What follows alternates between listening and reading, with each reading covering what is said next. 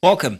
Now let's begin by telling you that organizers of the End Bad Governance protest on Friday held a candlelight procession in Lagos to honor those who lost their lives during the demonstrations. Reports say at least 21 people were feared killed across Abuja, Kano, Niger, Borno, Kaduna and Jigawa states during the protests. The movement, which began on August 1st, saw Nigerians taking to the streets to voice their discontent with the state of the economy following the removal of the fuel subsidy, which has resulted in a significant increase in the cost of living. A barricade of policemen in front of me to make sure that the protesters do not go beyond ShopRite and head into Alausa. If you turn with me, you can see a couple of policemen forming like a barricade to make sure that, there is security, there is law, there is peace, there is order, and that this protest is not hijacked. You can also see them with everything that they have come with, their weapons, to make sure that there is sanity in this area of Lagos State. But they have refused to allow the protesters who are processing on a candle walk to get to Alausa. Earlier on, we saw the Assistant Commissioner of Police inside his vehicle. Whether he is the one who gave that order, I cannot confirm at this point, but you can see that both pressmen and protesters have been stopped at this ShopRite junction to turn around instead of heading towards Alausa. The purpose, those who have jobs have none anymore. Those who are students, they cannot afford school fees. Those who are farmers, they are unable to go to farms anymore because of insecurity. Our traders are not able to survive because nobody is buying their commodities anymore. Workers are living in penury because the minimum wage, including the new one, cannot take them home. This struggle is not about tribe. This struggle is not about religion. This struggle is for all of us who are united by a common condition of hunger and hardship. And the struggle is not taking place in Lagos alone. It is taking place across the entire country. Today is day 9 of this 10 days struggle.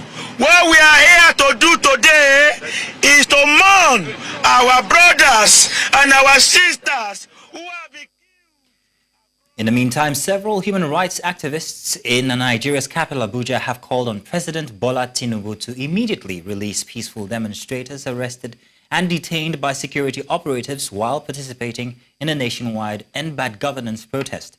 They accused the president of ordering the use of brute force against peaceful protesters, urging him to allow citizens to demonstrate peacefully. Our correspondent, Idong Joseph, reports.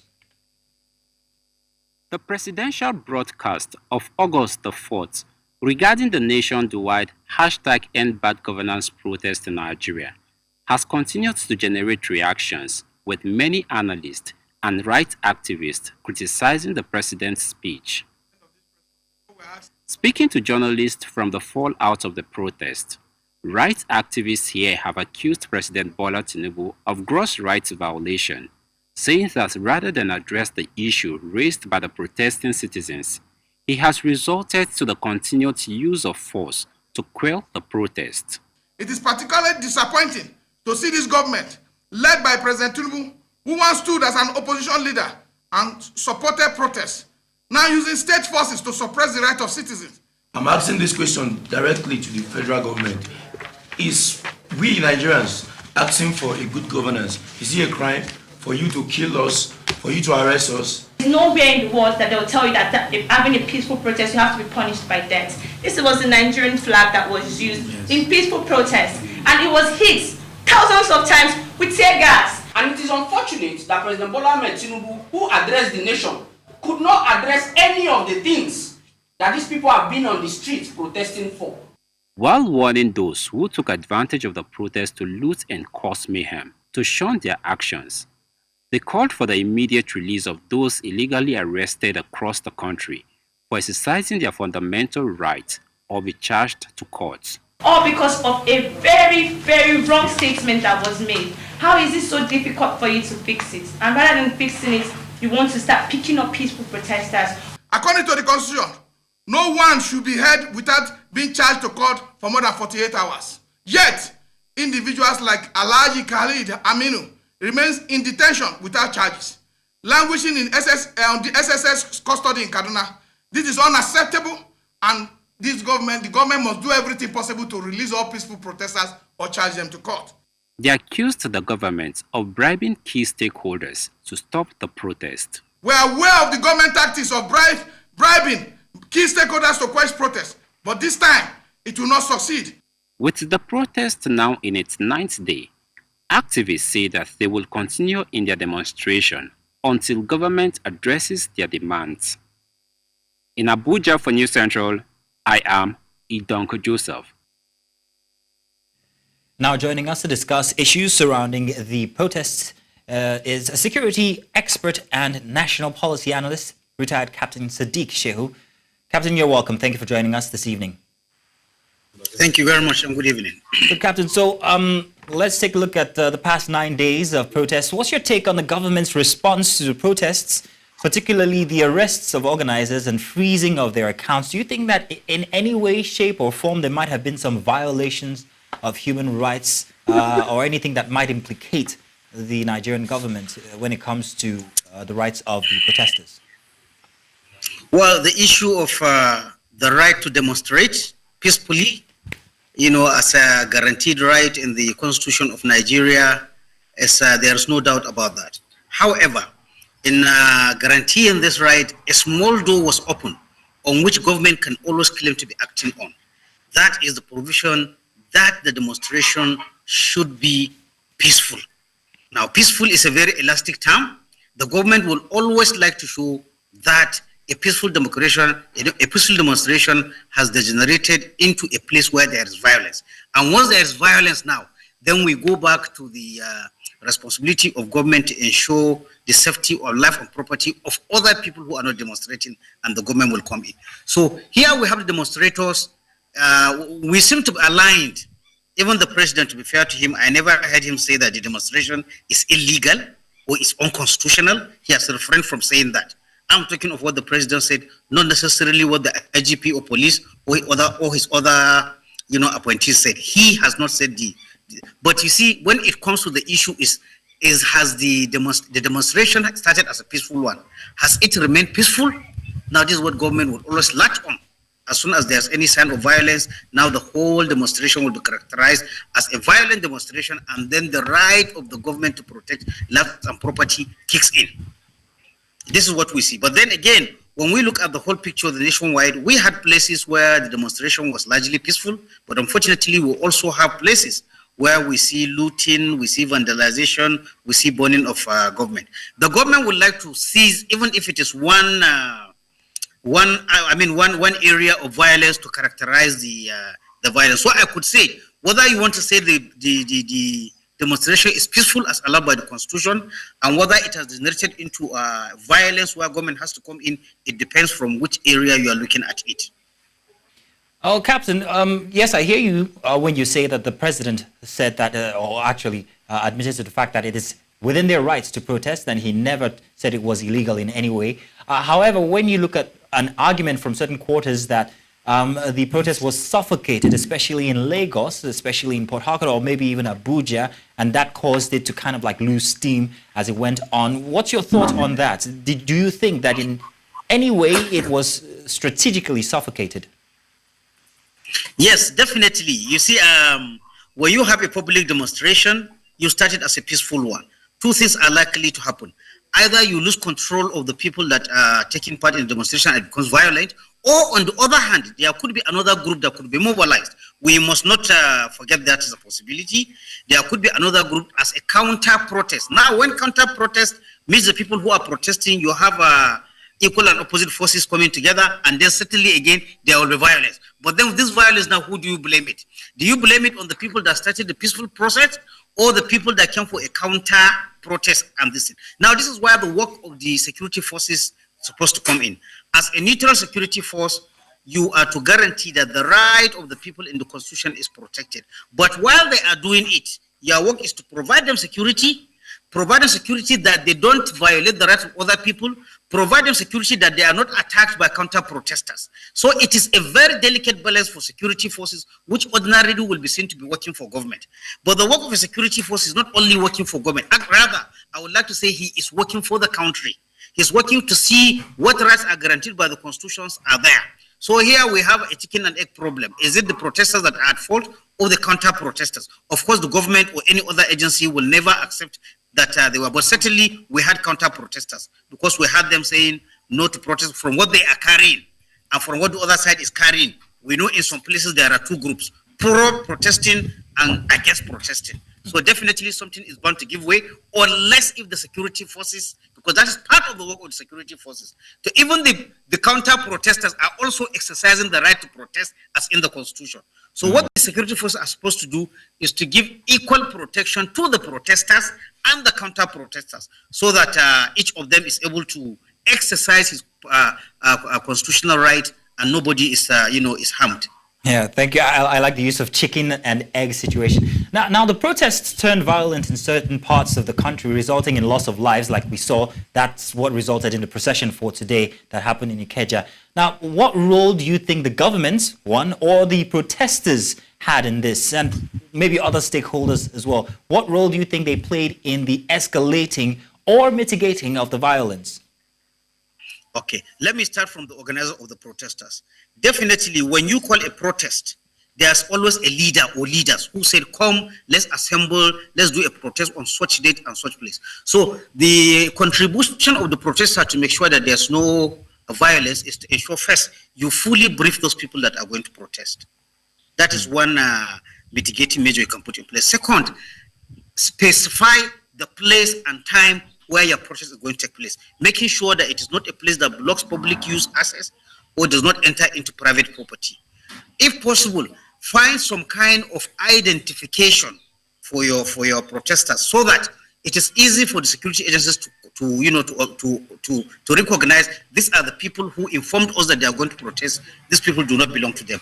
And fourthly, it is not out of, even though court has decided, and it is true that you do not need to seek permission, but going to tell the security forces that we are going to protest on Amodi Bello Way on Wednesday from 1400 to 1600, that will help the security forces to organize and provide protection for you.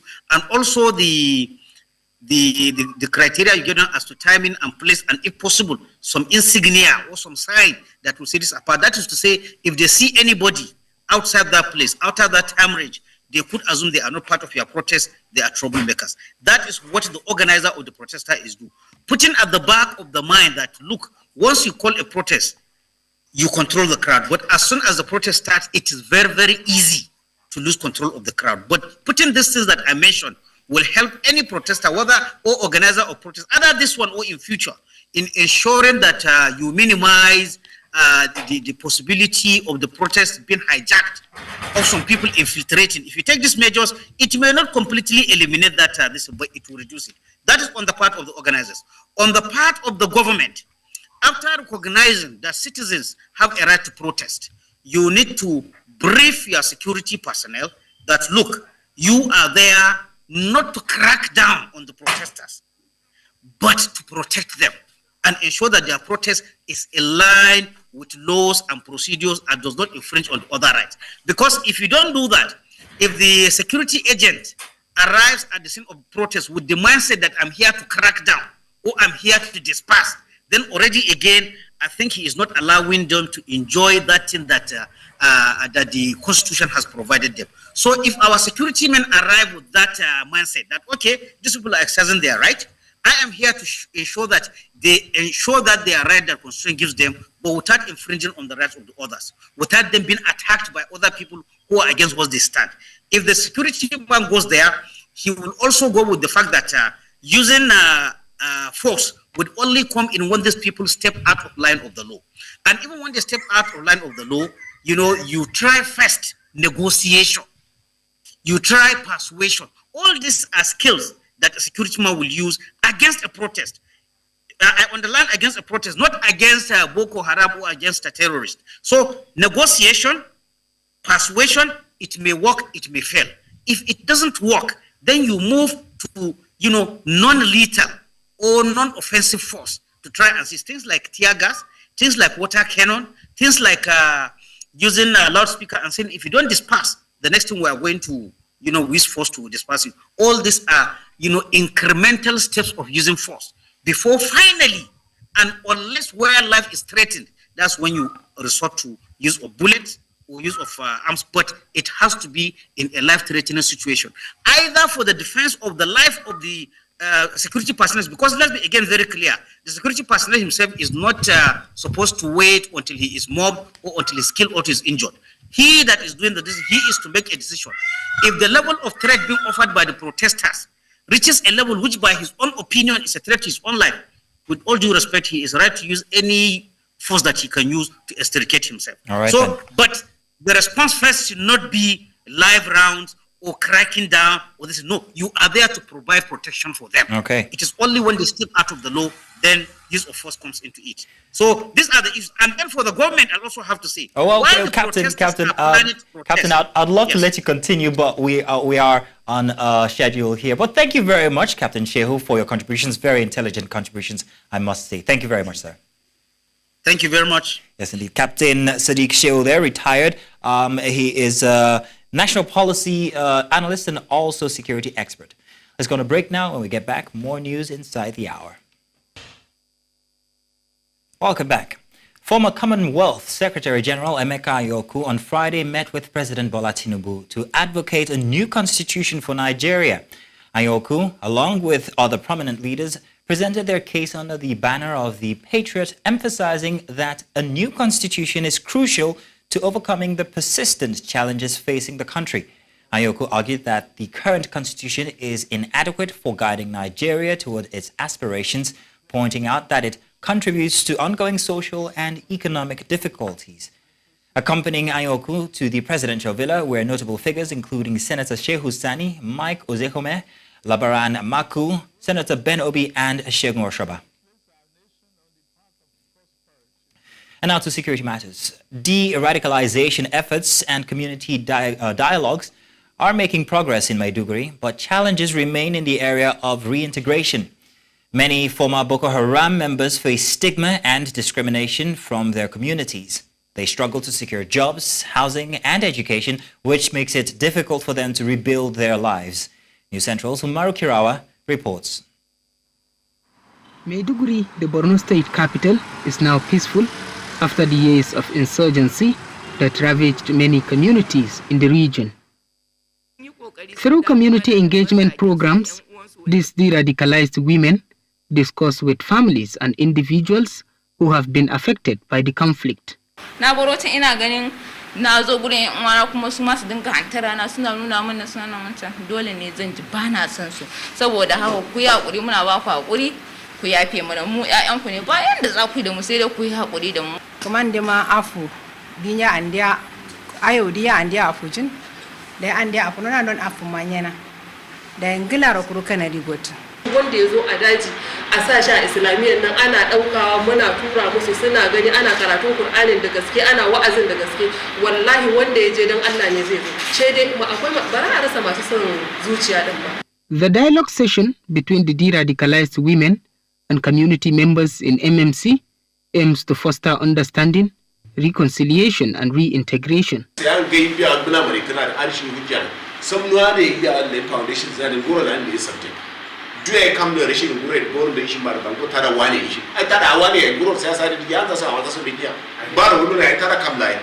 Kam krata faldu sunan diwol be gmiya raksin yuro miya zawon suke cha fandinna ada yiro fandi nguro son krata ko ngaro ya sanda hudu ne rubuta ne organization da ado ko sani ma san baso kamaro duliro ngai buza. By fostering dialogue and building bridges between former insurgents, the community is slowly rebuilding trust and creating a foundation for sustainable peace. Communities have said their own. These de-radicalized women have said their own on behalf of their other cohorts, and it helped. Only prayers is that we can be able to make such interventions to de-radicalize the real de-radicalization of the extremist ideologies in the young men, their leaders and others, so that we can correct the anomalies that has taken place in our society. By continuing to engage in dialogue and finding ways to address the challenges of reintegration, they hope to create a society where everyone can live in peace and harmony. In Maiduguri for News Central, Umaru Kirawa. Nigeria needs enhanced routine immunization practices to tackle the issue of about 2.2 million unimmunized children, particularly in insurgency-ravaged Northeast. This formed part of submissions by experts focusing on immunization budget tracking, accountability, and also sustainability, aimed to address the needs of zero-dose children and missed communities in Borno. Again, News Central's Umar Kirawa completes this report. Rejection of immunization by most communities in northern Nigeria remains a major issue for health experts. Some locals still fear the immunization exercise, given several reasons not limited to the free nature of the intervention, insisting they have to purchase medications even for headache when they are sick. Authorities are worried with this development. Prevention is better than cure.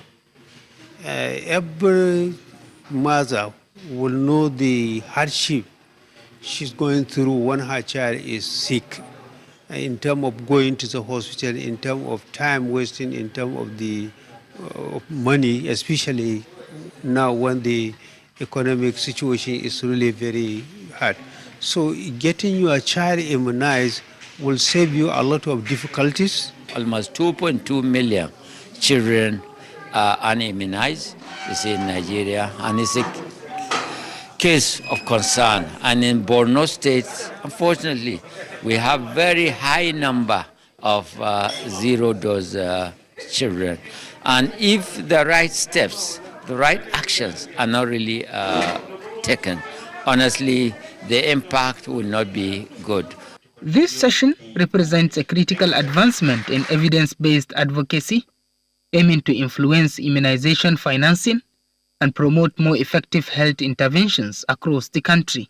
Our message to the parents, our message to the governor of Borno State, His Excellency, and the Deputy Governor and the members of the State Assembly is to also ensure that they allocated adequate funding for immunization and also release the money so that our children in Borno State will be better immunized and they become healthy and prosperous and productive. We have 8 zero-dose LG and it has been rebuilt. We don't have insecurity in these LGs, and yet they are among the zero-dose LGs. Then we need to ask ourselves, what is the issue? The stakeholders encourage continued analysis of subnational immunization and primary health care budgets and financing using evidence-generated data towards taking deliberate steps to improve the system. In Maiduguri for News Central, Umaru Kirawa. And Speaker of House of Representatives Abbas Tajuddin has appointed members to a joint Senate House committee charged with investigating allegations of economic sabotage within the petroleum industry. This announcement was made in a statement issued on Friday by spokesman for the House of Representatives, Akin Rotimi. The appointed members include Julius Ihebwere, who will serve as co-chairman and House leader, and the committee members Iduma Iyariwe, Boyega Ishaka, Sada Soli, Fatima Talba, Tunji Rahim, and also Patrick Umor. The committee is also expected to commence its work immediately with a clear mandate to ensure accountability and transparency in the sector. The Nigerian National Petroleum Company Limited has demanded a refund of 4.71 trillion naira from the federal government to settle outstanding debt used to import petrol into the country. The claim was listed as exchange rates differential on PMS and other joint venture taxes on petrol products imported by the company between August 2023 to June 2024. This was disclosed by the Minister of Finance and the Coordinating Minister of the Economy, Wale Edun, at the June meeting of the Federation Accounts Allocation Committee. Exchange rate differentials refer to the income accrued by banks or government agencies from the difference in value between two currencies at different times through foreign exchanges, sale, and also purchase prices. A gas tanker explosion at a fuel station in Ikeja, Lagos has left 7 adults injured and hospitalized. Authorities of the say the level of the damage done to the station cannot be entirely qualified until full investigation are concluded. Our correspondent Bernard Akede visited the scene of the explosion and filed in this report. Lagos was all over social media on Thursday morning.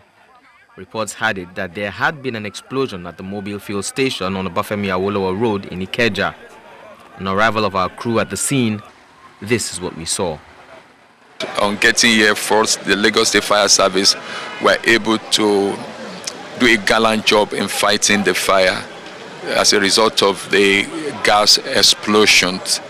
It's unfortunate that it was at a time when, of course, the commuters were inside the premises trying to buy fuel. That was when the gas tank very close to the pumps got exploded. We have about 7 adults that were involved. Presently, no fatality. But however, it's important for us to know that one of the victims suffered like 70% degree of burns, and of course, it's been taken to Lasut. Hopefully, from there, they will take it to Bagada Burns Unit. The inferno had already been extinguished on our arrival, but the area was filled with onlookers. Security operatives, fire service, and ambulance services were on the ground to control the crowd and salvage the situation. Sadly, this happened while customers were buying petrol. Some of the eyewitnesses gave their account of what happened and the losses they suffered. I saw something like a white explode, like gas moving up. The gas was just going up, The next thing I saw that the person have removed the nozzle from the car and he ran away. I saw people moving. I was like, let me enter and move out my car. They were shouting that, don't start, don't start, don't start. That was all I saw. And had they been able to tell me I'll be able to escape the vehicle. I loaded the vehicle with egg, and that is my survivor. Thing just explode. The fire now started everywhere, just catch fire. So the process of escaping, I wanted to reverse out. One car was blocking me. I wanted to dodge the car. Before I should dodge the car and put it for reverse again, the fire now entered the vehicle and now fly and jump out. And this is the only source of my income. I don't have any other job apart from this minibus that I'm driving. I'm a family man with 5 children. The quick response of the fire service and other rescue workers has still been praised by onlookers. Many say if not for their swift response, what we have here would have been much worse. Attention now turns to the hospitalized 7 individuals who are now receiving treatment at various hospitals. All are praying for their speedy response and that there will be no casualties. In Lagos for News Central, I'm Bernard Akede. To politics now. Ahead of the upcoming Supreme Court ruling over the governorship election dispute in Kogi State, north-central Nigeria, chieftains of the Social Democratic Party have called on the Supreme Court to stand for justice and adjudicate the dispute in the interest of the citizens. They spoke to newsmen in Abuja, accusing the governor of the state and candidate of the All Progressive Congress of unduly influencing the Court of Appeal and governorship election dispute tribunal, saying justice was not served to the citizens of the state. Nigeria must do something urgently before it is too late. The president must stand up as a first duty to reform INEC, reform the judiciary with their own mouth, with what they have said. Nigeria is for all, and the judiciary is supposed to serve as a buffer between the common masses and even the INEC. In a situation where INEC took it upon themselves and refused to do the right thing, judiciary is supposed to be the hope of the common masses. But today they've become a kind of caricature or a mediocre to themselves that a higher bidder will have to make sure that they come in, bring in the poor masses money that was supposed to be used for construction, that was supposed to be used for development of the place, and give it to 2 or 3 persons that sit to write one judgment just because of somebody. We need to ensure that the Supreme Court is put on its toes to make sure that they reflect on the yearnings of the people. Road infrastructure is a critical component that aids the development and growth of any country. In Nigeria, the dearth of accessible roads continue to slow the country's stride towards economic growth. Abia State, like many others in Nigeria, is plagued by this infrastructure challenge. In this report, News Central's Chinwe Ogele takes a look at the problem of bad roads within Abia State. Provide access to various parts and areas within a town or leading to other communities. But when the roads are in deplorable condition, they naturally deny or restrict access to commuters inadvertently. In Umuahia, the Abia State capital, while government shows interest in putting the roads within the city center in good shape, most of them in the outskirts are not receiving similar attention. Some of the roads, like the Lodu Road in Ndume, is a strategic road due to its economic value and the role of alternative option it provides to road users who wish to avoid the traffic of Ikotepene Highway. This is Lodu Road, which connects from Ikotepene Road from Ahieke axis down to Opet Junction, Dozie Way, and also Abama Housing Estate here in Umuahia. By my left is the road leading to the famous timber market here in Umuahia. There's also another road after the timber road that leads to the goat market, all in very bad shape. Some road users decry the condition of the road. If rainfall, just a man is just enter the water, the carry passenger go, where passenger wanted to also carry them go now. Just a man is road no good. The person no get man say no if you apply that road where rainfall. They say the condition of the road has affected them in so many ways and therefore appealed for help. This road is not good at all. Even when rain fall now, this place everywhere I go, water go flow everywhere. So it affects me because some people when they pass here, they go another road, they find way, they go buy another person. So I want government to do the road there so that the road could be all right for us. Within the Lodu community are several estates with terrible roads. This road I am standing on is inside Lodu, one of the estates in Umuahia, the Abia State capital. It is one of such many bad roads that are within the state capital that have not received government attention over the years. Right by my left is a health center located inside this community as well. Imagine there is an emergency where a patient needs to be moved into this facility. How will they easily and quickly access health care? In Umuahia for News Central, Chinwe Ogele. Welcome back on News Now. Sweden's ambassador to Bamako has been summoned and given 72 hours to leave Mali following a hostile statement by a Swedish minister. The diplomatic row on Friday came days after Sweden's Minister for International Development, Cooperation and Trade, Johan Forsell, said the government had decided to phase out aid to Mali. The Swedish Minister for Foreign Affairs has yet to issue a public response to Mali's decision. This development follows Sweden's June announcements that due to the worsening security situation in Mali, it would close its embassy in Bamako by the end of 2024, with continued support for the region being provided from Dakar and Senegal. In East Africa, heavy rains and severe flooding have worsened the suffering of internally displaced Sudanese, enduring over a year of conflict between the Sudanese army and the paramilitary rapid response, or rapid support forces, I beg your pardon. An eyewitness from a UN tent, Mawa Mohammed, claims that vehicles were submerged and personnel belongings were also lost to the rising waters.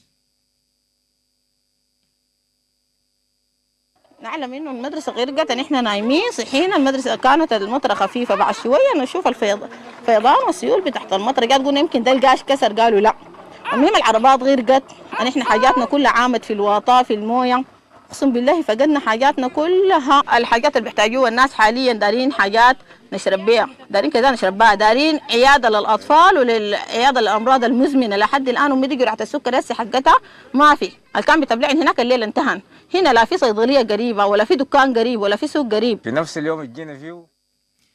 Now, South Africa Minister of Tourism, Patricia de Lille, says Nigeria and South Africa have made great progress to ease the visa regime between two countries to allow free movement.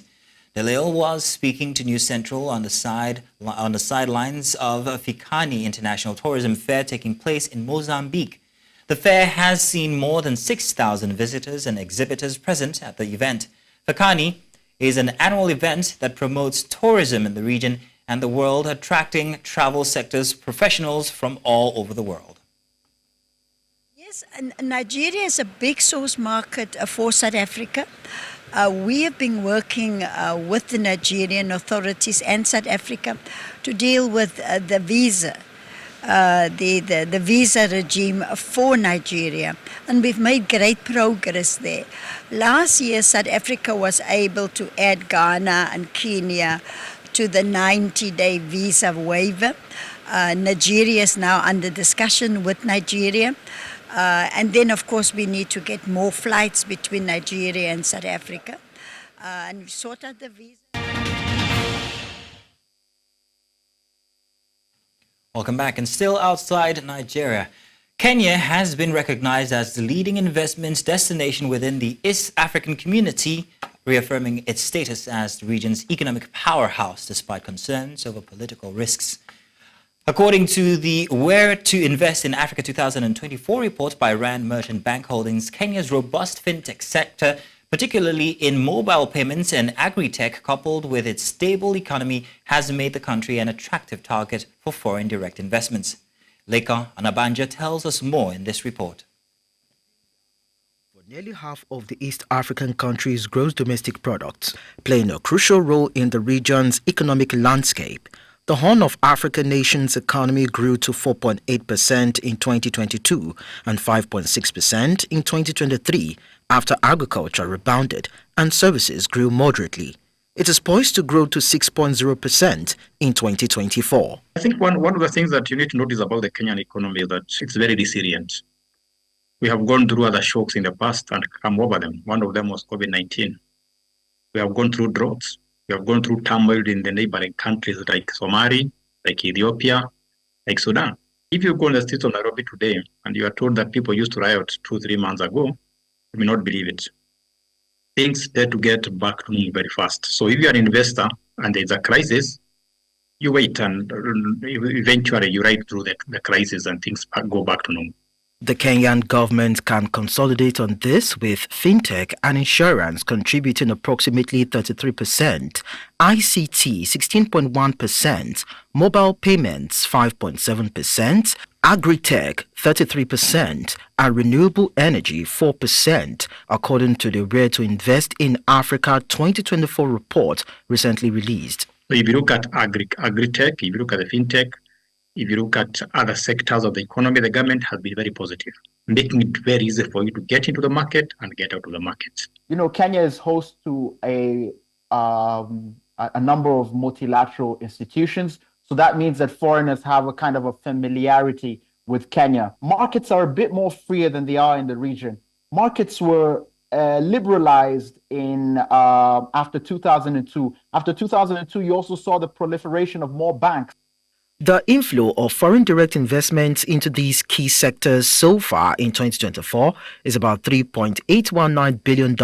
However, this pooling seems not to have positively impacted Kenyans in the areas of job creation, infrastructure development, economic stability, and living standards. Kenya by nature has been a very unequal society. So even if the economy grows, it's some sections of the society that benefit. It does not always trickle down to the grassroots. A lot of growth in the last 5-10 years has been driven by the big projects, superhighways, the started gauge rail line. So big government projects have been driving the growth in the last few years. Restructuring the debt so you don't raise taxes as much as you are. Have a consistent and predictable tax policy Make it easy for people to do business. Don't create too many rules. Get rid of rules that you don't need, and then let the markets work. Kenya's status as the top investment destination in the EAC highlights its economic potential and appeal to foreign investors. However, Kenya must amend its policies and address the political and economic challenges that could deter investors. In Lagos for News Central, Lekon.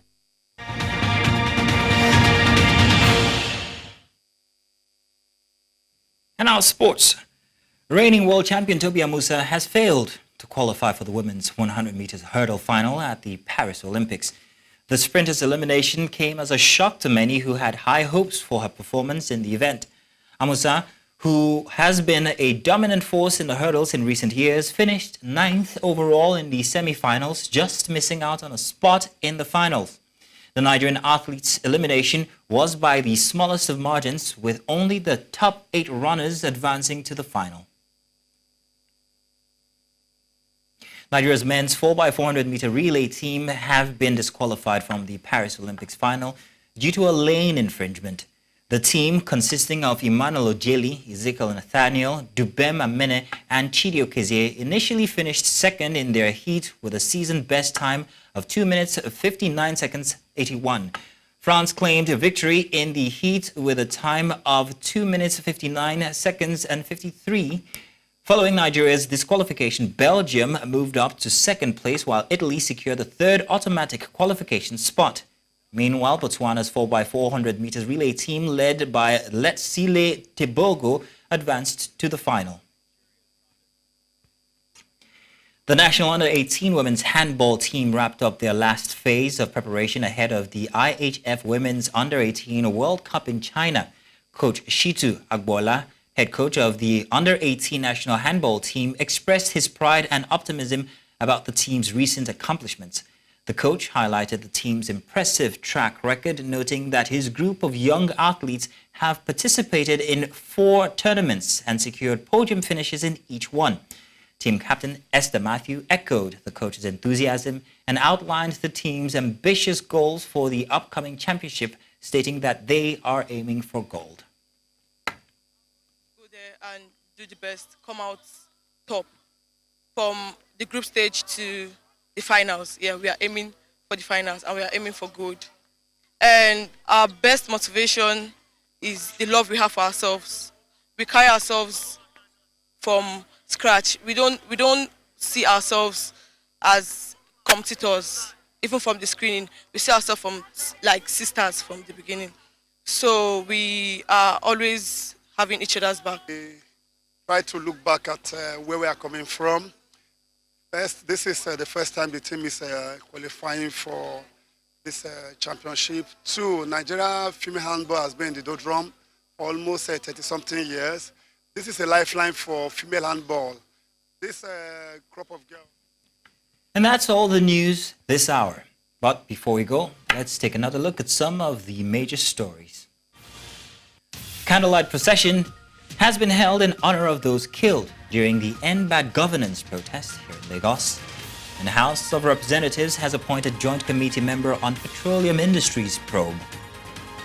We also told you that Mali has ordered Swedish ambassador to leave within 72 hours. Remember now, you can send your eyewitness reports to the WhatsApp screen being displayed on your screen right now. Now, do follow us on social media. We are at News Central TV. You can watch News Central live on DSTV channel 422, Star Times channel 274, Avo TV, and on YouTube. Many thanks for watching.